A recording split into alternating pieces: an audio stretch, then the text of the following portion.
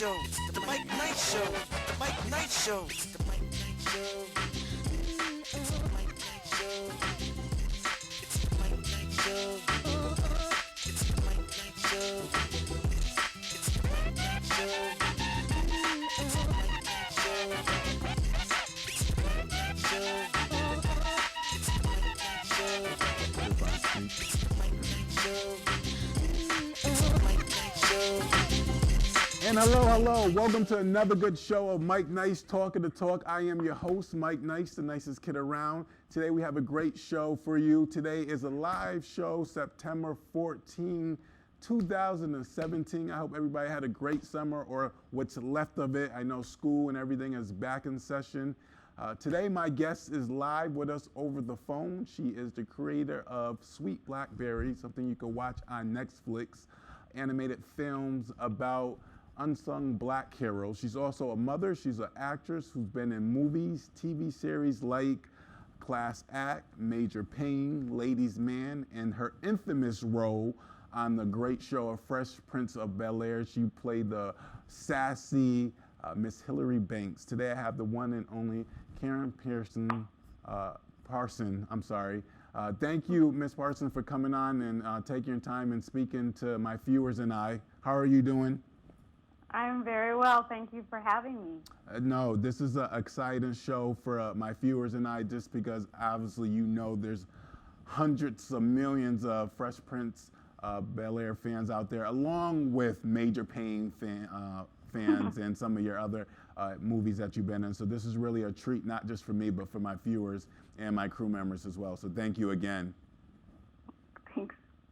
So we have before I start, we have a small connection that you didn't know about, but this past Sunday was my birthday, September 10th. I turned a great 31 years old.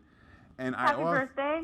Yep. And I also know that September 10th is the anniversary of the Fresh Prince of BelAir. It started September 10th in 1990.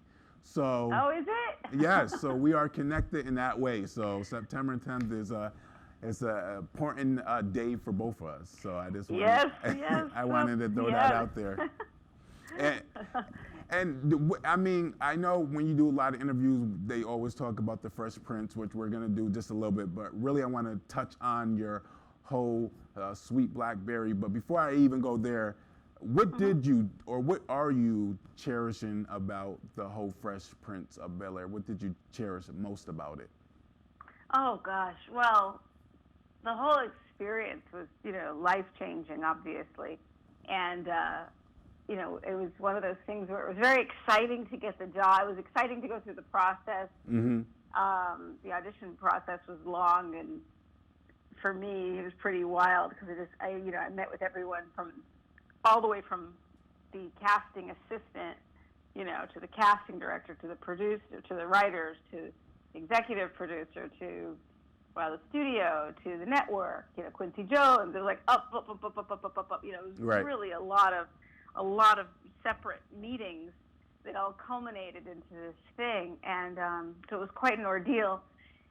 And it hadn't gone through anything quite like that before, and then I, won the grand prize at the end, so it was really great. Right. And I have to say, when I met the cast, I remember very well when we all sat down for the first table read and met each other. We liked each other right away. I mean, mind you, everyone's very excited because everyone just got this great, got a job, and so everyone's happy because they got a job. Right. So everyone's in good spirits.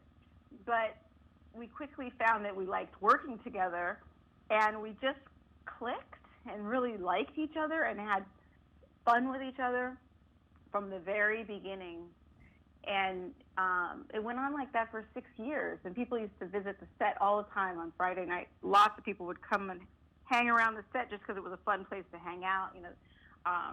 D.L. Hughley was our warm-up guy for a long time, and so in between, scenes while we were setting up shots and scenes and stuff, D.L. would be doing the comedy to keep the audience alive and excited and engaged. Oh, wow. And so, we had DJ Paul. He's a great producer. But he was and Mike as well. But we also had for a long time, we had these great guys doing music in between as well. So they were DJing. So it was like a party, and lots of people would come and hang out, and everyone would always turn to us and say, "You don't know what you have here," because we were always hugging each other, and you'd always find it came to the set. There was always somebody was intertwined with somebody, just like comfortably, like family, hugged up on somebody, because we really loved each other and we enjoyed seeing each other all the time. Mm-hmm. And I think the experience, so much of it was so good, but the relationships obviously I think everything always comes down to relationships, I think. And so it's hard to say what was better than something else, but I would definitely say the relationships were like nothing else. I mean, I've never worked on a job where I had that kind of immediate and then long-term familial kind of relationship with a cast. It was really something Who do you, special. out of all the cast members, who do you probably stay in touch with the most? Probably Alfonso and Ta. Okay. Alfonso and Tatiana. Alfonso and Tatiana. I'm in New York now. Right. So when I was in LA, and when James was alive, James Avery, Mm-hmm. I lived in Silver Lake and James lived in Silver Lake. And so I got to see James. I got to see him pretty often, which was great. And a lot of people don't know that James Avery was also the voice of Shredder for the cartoon Ninja Turtles. Yeah. So, I'm surprised how many people do know it. Actually, I'm always surprised. How many See, yeah, know. he was the voice of Shredder, so that's that's a unique thing because everybody loves Ninja Turtles. Do you think you'll be where you at right now if you weren't on the Fresh Prince of BelAir?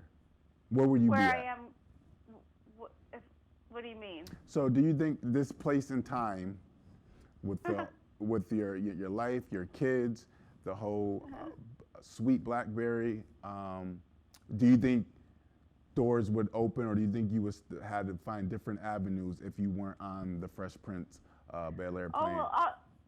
You mean clearly, everything we do has an impact on our life, Mm-hmm. and informs others and informs ourselves. So no, of course it wouldn't be what it is now. I don't know what it would be. Right. I have no idea what it would be. When I was auditioning for Fresh Prince, back and forth, I was also running constantly out to call back on a film, a dramatic film, at the same time. Mm-hmm. And and that was a real dramatic role, drug addict, a whole different kind of thing. Right. And then I would change my attitude, my look, and who I was, and I would go and be this Hillary character. So it was like these things were happening at the same time. Now I ended up going, this one path happened, and I get stereotyped, and I've had doors shut to me because Mm-hmm. people say kept closed, because people say, oh no, we know what she does, but I would say I'm sure I've probably had more doors opened, and I've certainly had more people welcome me in general, whether it was even if it wasn't about a part. I think people have been very welcoming and open to me because they feel like they know me a little bit. Right. So I have no complaints. Good. But if I hadn't got that, and I had got some dramatic thing, and maybe went down a path that was more dramatic than being locked up in a television sitcom where you don't have much availability to go out on other things. Mm-hmm. And it's hard to get dramatic work because you're kind of, like I said, you're typecast, and you only have a small window of time when you break to do things. Who knows? Maybe I would have done something dramatic, and it would have been a whole different kind of career. Right. Or maybe it would have just been really hard for a long, long, long, long time, and maybe I would have buckled. I don't know. I don't like to think that I would have, but I have no idea. I just know that for me, I was very, very, very fortunate we worked hard, but we played so hard. We had such a good time. Mm-hmm.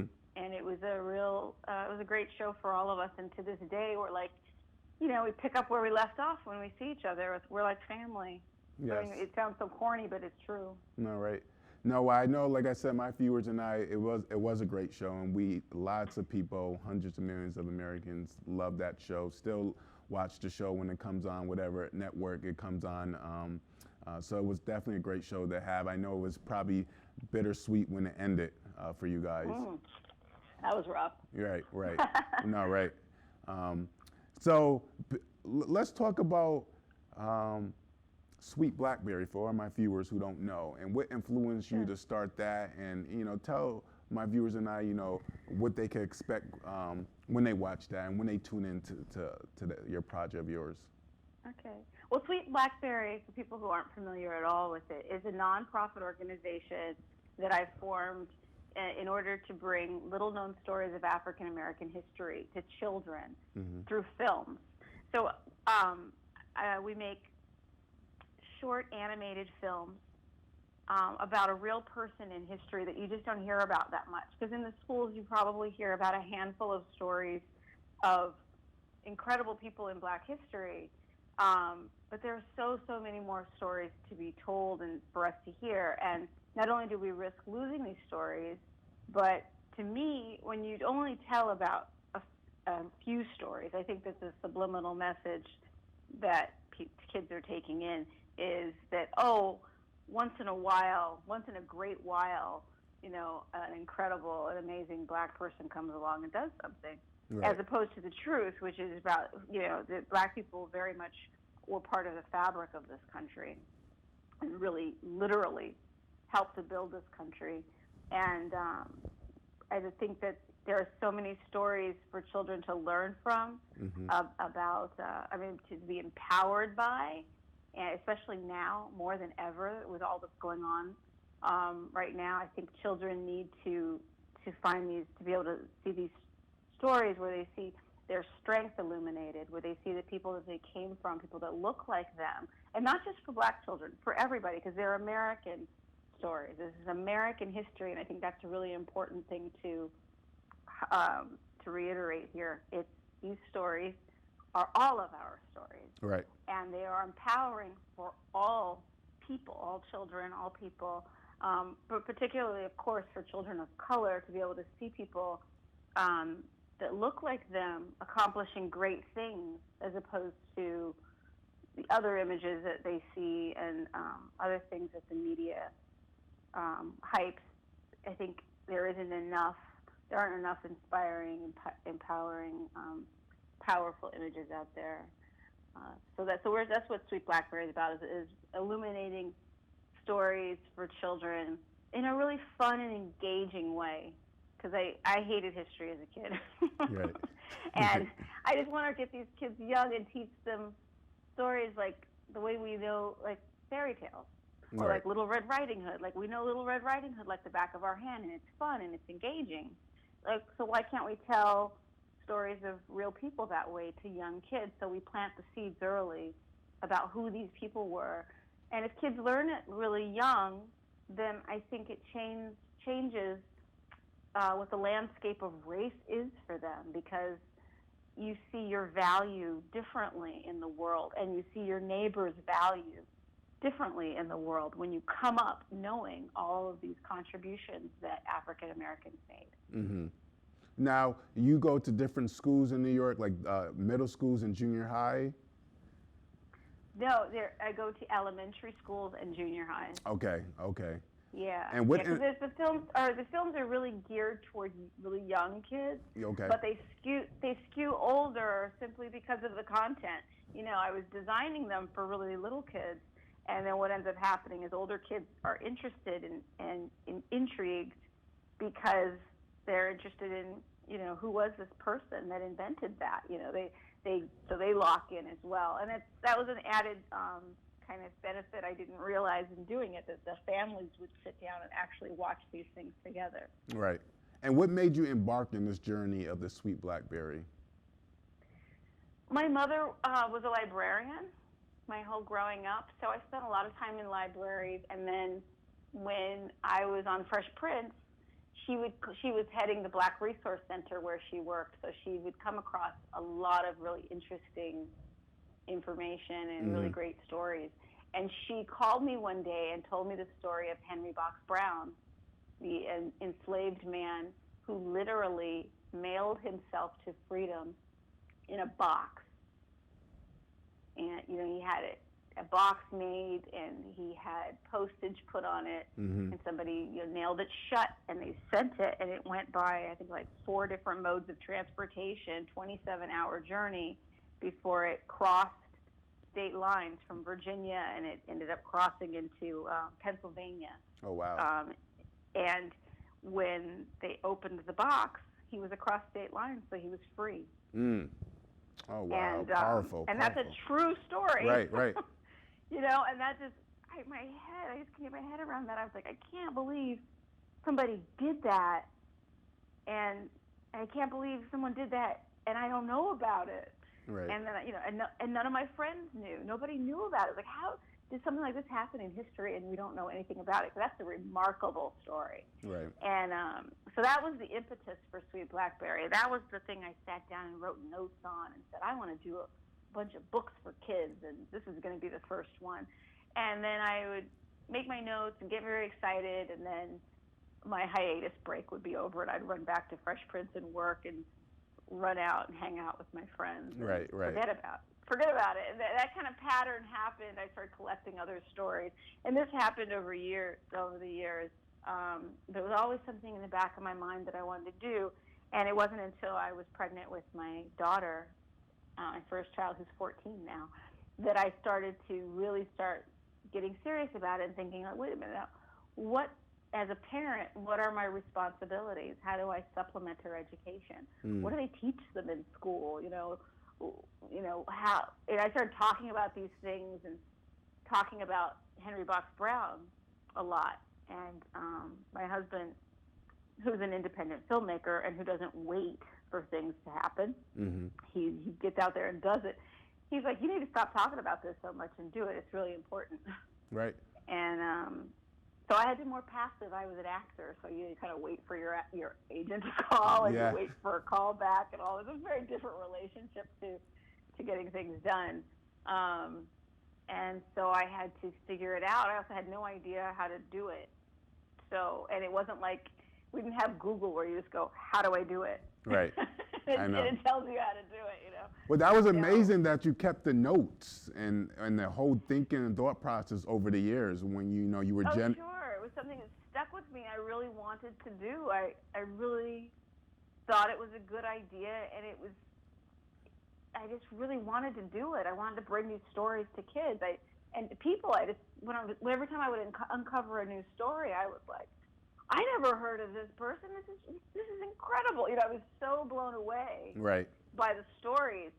And, you know, flash forward to now, I've come across and had people send me so many stories that are so remarkable. I just can't. I probably could never tell all of them. And really, all that says is that it just tells you how much black folks are. It's just so sad that we have such a strong history here in this country, and such an important history in the country, and it's very difficult for us to get to now try to tell all these stories. Right. And it's not, and like I said, it's of course it's important that we don't want to lose them. What a tragedy. But it's also a tragedy that we have these stories of people and the incredible things they do right here at our fingertips that we can use to help inspire our youth. Absolutely. We can, if children look at this and go and feel strong because they know that that's something they came from, that will influence them going forward. They feel like, I can do that. That's in me, Right. And that really will resonate for them. And so, like the last story that we did at Sweet Blackberry was the story of Janet Collins, the first black prima ballerina. And, I had really wanted to do her story so badly because nobody knew who she was when I said her name. Nobody, except Misty Copeland. Right. I was gonna say. I'm sure Mr. You know. Copeland knows.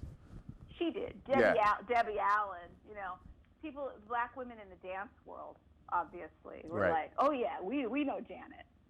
But I couldn't believe. I mean, I didn't hear about her until I literally read her obituary, and I always wanted to tell her story because so many little girls that are right in our age range of the story who I'm giving the story to, they pretend to be ballerinas and princesses, and yet who are their ballerinas and princesses? Right. Now we do have Misty, and it's just incredible to have. Not only is she, this black ballerina, but she's a remarkable woman, incredible dancer, Yes. lovely person. Yes. And there are so many more. I mean, I've come to know some people at the Dance Theater of Harlem, and I'm meeting dancers because of doing Janet Collins' story, and I'm glad I'm seeing them more prominently. So they're on covers of magazines, and people are starting to take notice, and that's really going to make a difference for little girls and boys. I think it's going to make a huge difference. But that's something right there. There's so many kids that they can look and go, oh yeah, I can do that. That's me.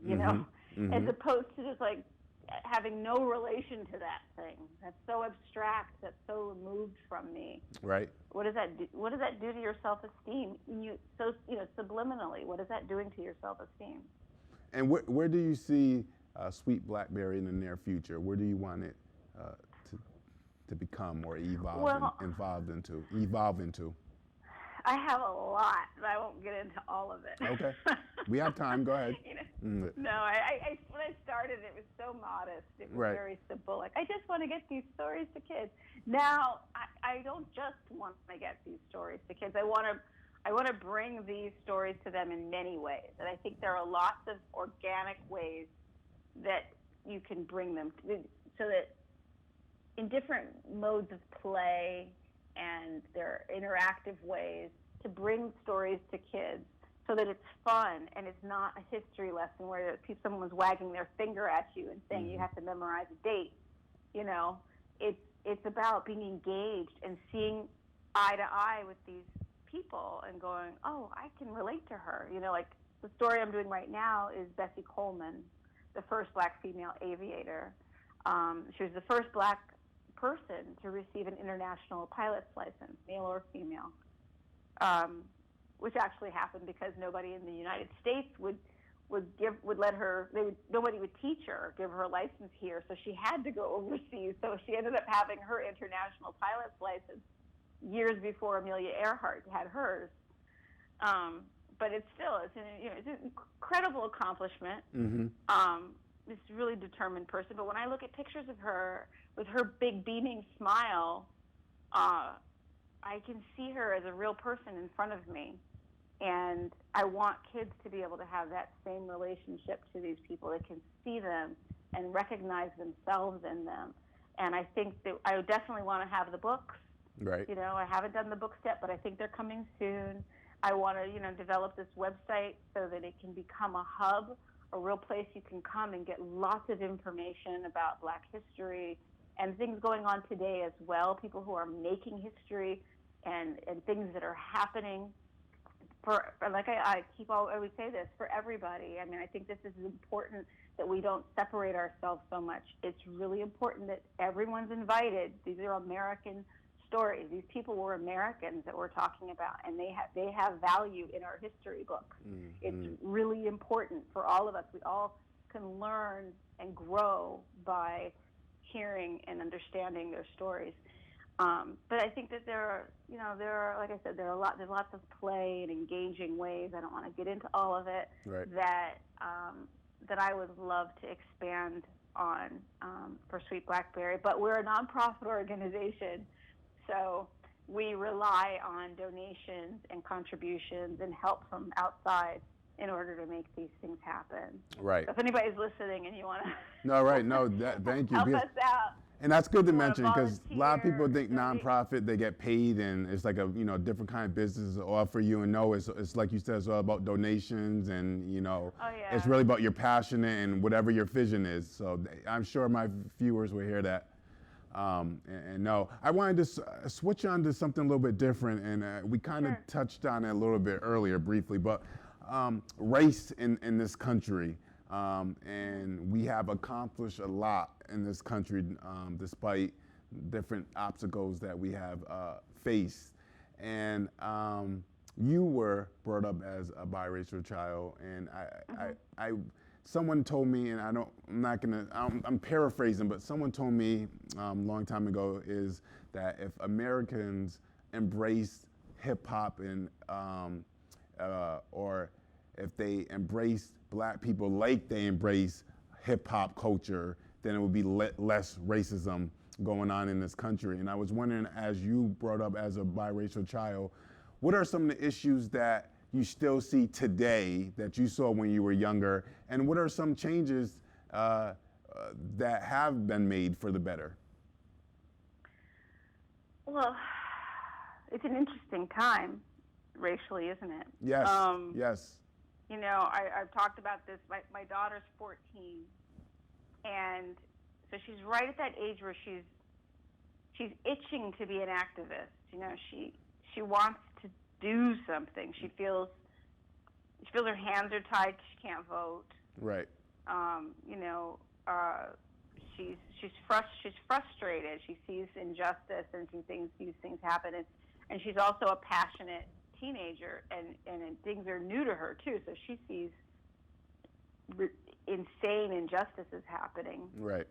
That a lot of us are, as we're older, we're more familiar with, and they're just as horrific. But we start to become more and more familiar with these things. And for her, she's just devastated. Right.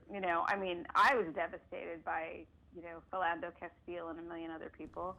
But for my daughter, she can't wrap her head around. She can't sit still. She's so frustrated and wants to do something. And so she's come up with the Black Lives Matter movement being very prominent in her developmental time. This time where she's becoming really aware of what's going on socially around her. They've always been there. My mother, grew up in the Jim Crow South.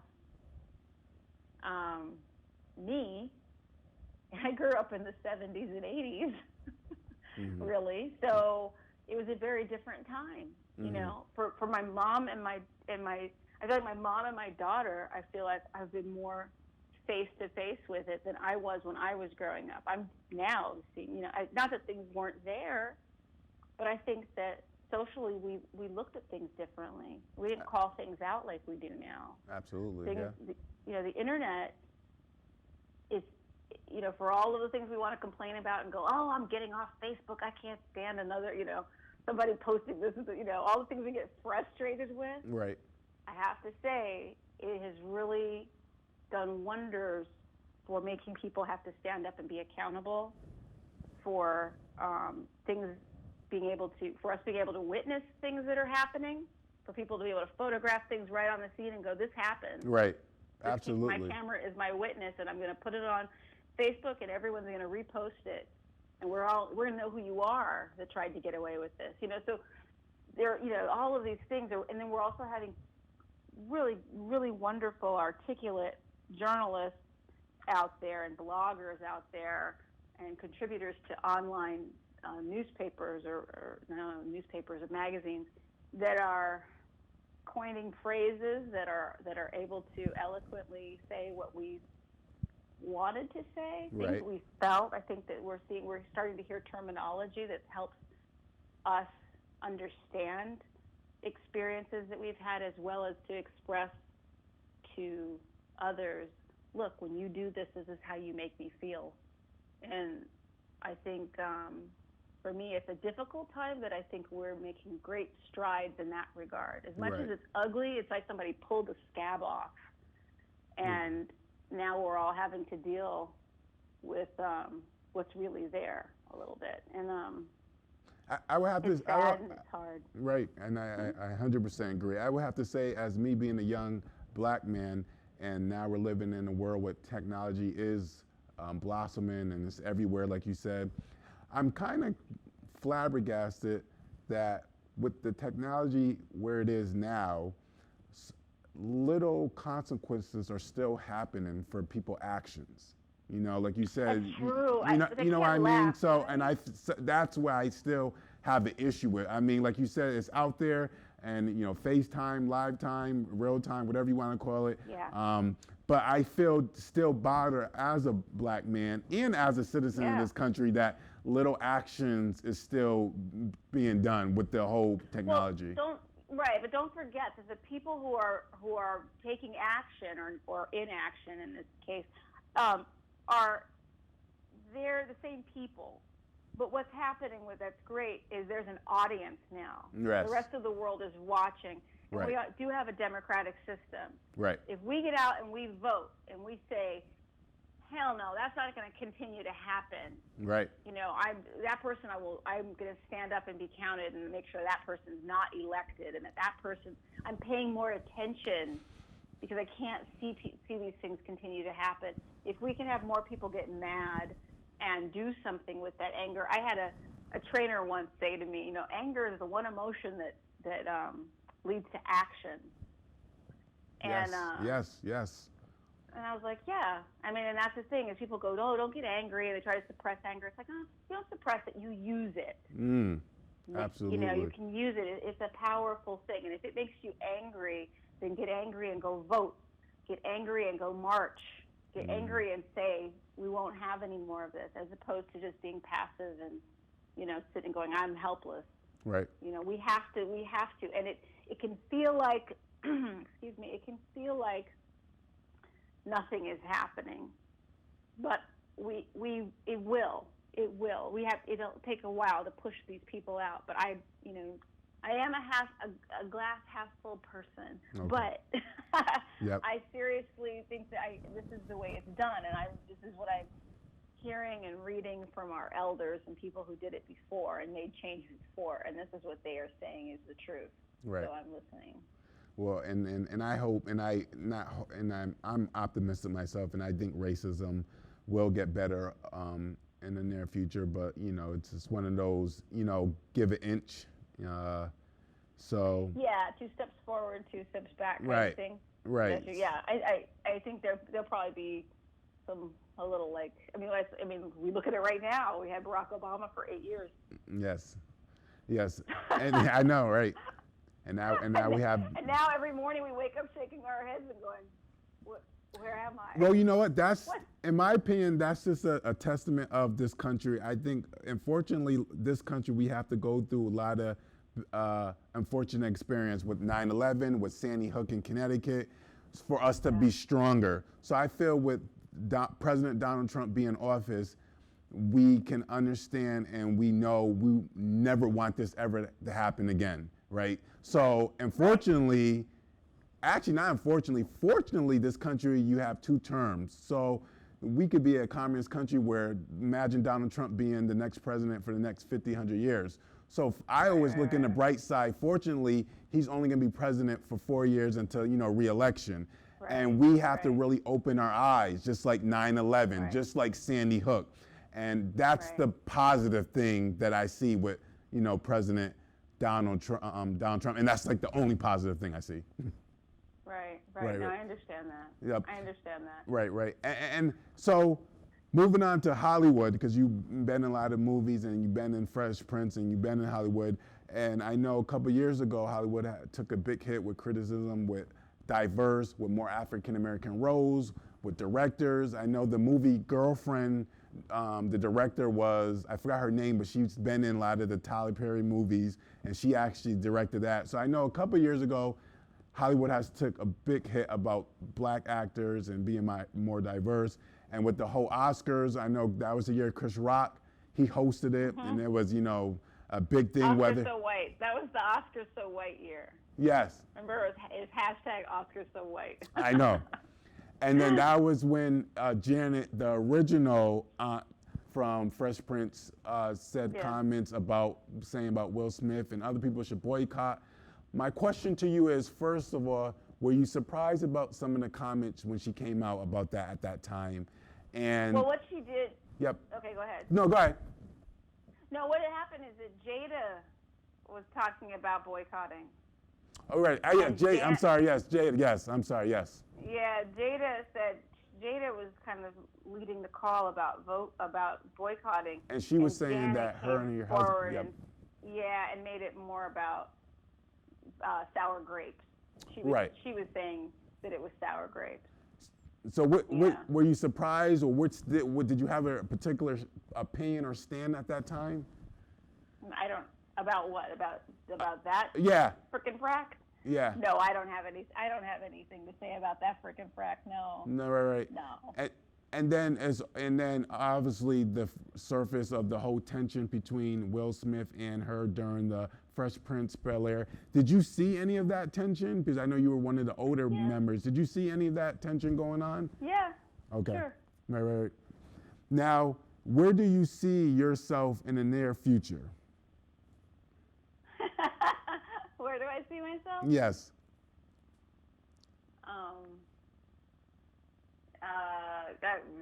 It's so kind of broad question.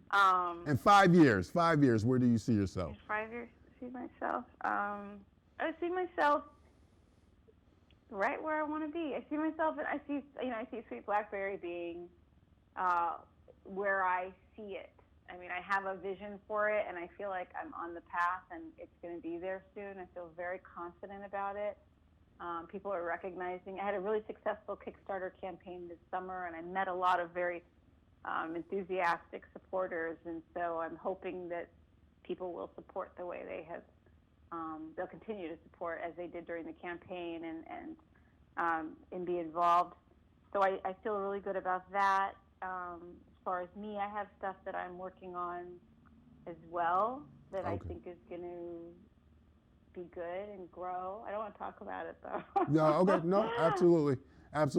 And before I let you go, I know 3 of the infamous movies that a lot of people know you for is Major Payne, Class Act, and Ladies Man. Out of those 3, which one did you have the most fun?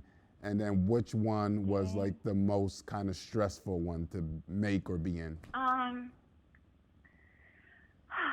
think I probably had the most fun on Major Payne. Okay. Because Damon is out of his mind, and he made me laugh so much, so often. They finally, at one point, he made them put a scrim, like a big, on set, they put a big scrim. For people that don't know, it's like a big piece of felt on metal that they do it to deflect the light or absorb light, and they put this big black felt, thing in between us during a scene.